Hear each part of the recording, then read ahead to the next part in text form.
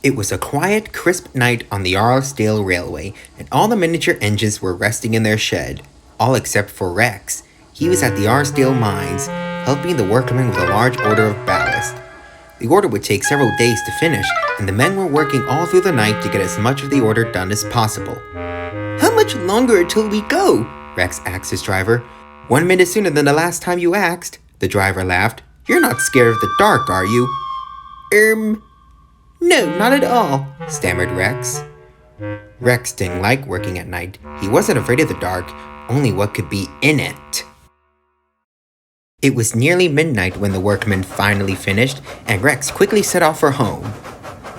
As he traveled through Marthwaite Woods, Rex began to feel very uneasy. He couldn't quite explain it, but it felt like something or someone was watching him. Then, Rex thought he heard footsteps coming from deep within the woods. "What was that?" he asked. His driver heard it too and stopped the train. "Who's there?" he demanded. "Show yourselves!" The footsteps grew louder. Then, a gust of wind shook the trees, and leaves began to dance around Rex's wheels. Suddenly, an ear-piercingly loud scream erupted from the woods. Rex and his driver had heard enough and sped back home as fast as they could. Rex was shaking like a leaf when he arrived back at Arlesburg West.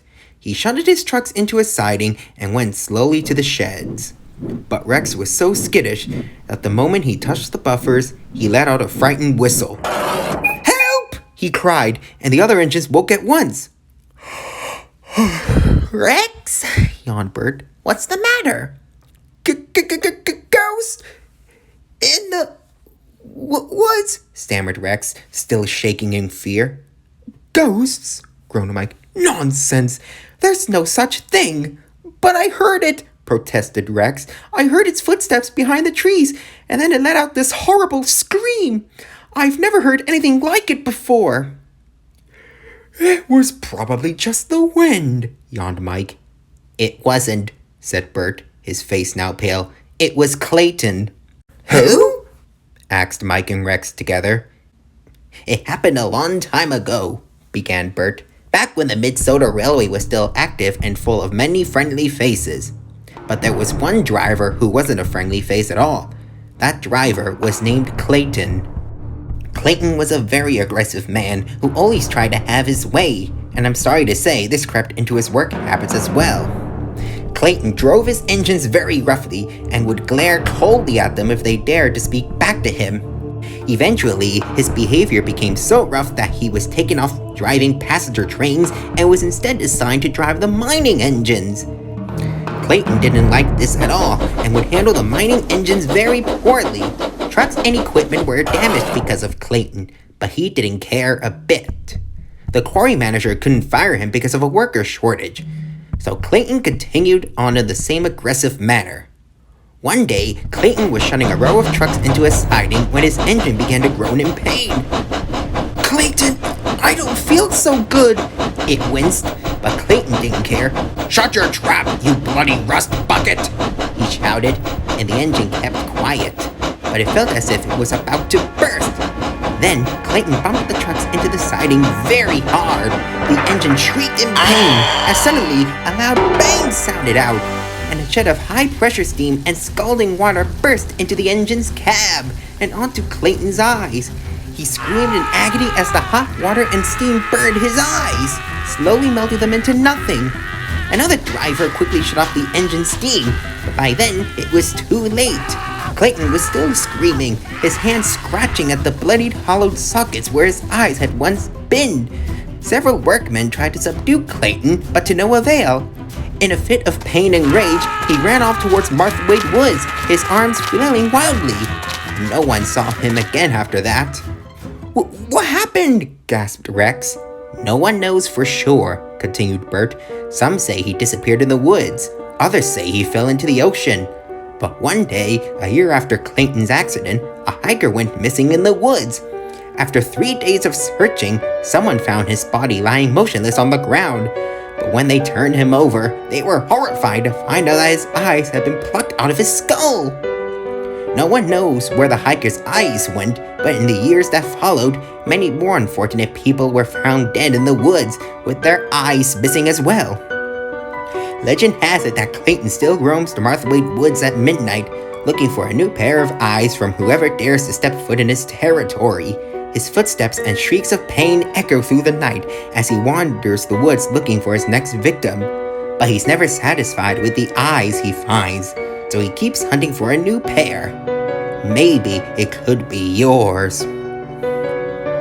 Rex was chilled to his core, and even Mike seemed a little more shaken than usual.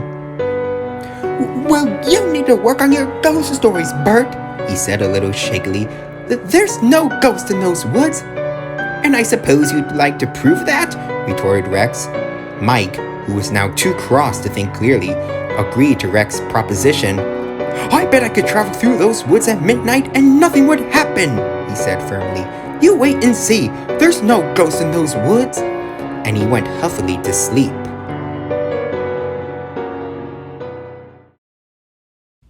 The next day, Mike volunteered to help the workmen at the mines with the large order of ballast, and the small controller agreed.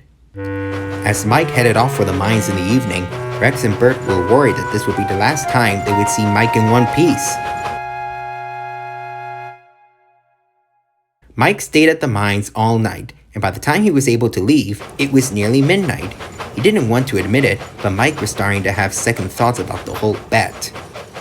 Mike and his driver soon reached Marthawaite Woods.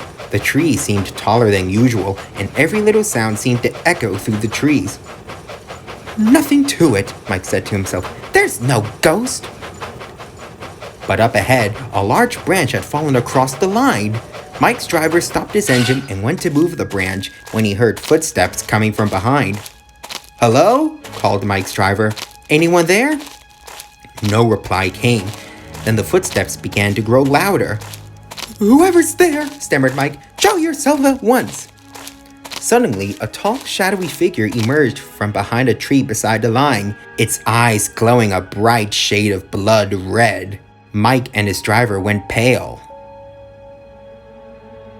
Then, the figure let out a deafening pained scream and began to make its way towards Mike. Mike's driver quickly moved the branch, climbed back into Mike, and sped back to Allsburg West faster than they had ever gone before.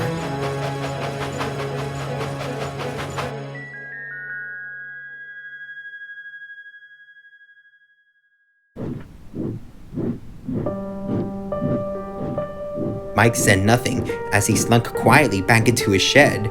Rex and Bert were still awake, and while they were glad to see that Mike and his driver had made it back alive, they thought it best not to say anything. But as Rex and Bert drifted off to sleep, Mike stayed awake, his eyes staring into the woods in which he had nearly lost them to the vengeful hands of Clayton.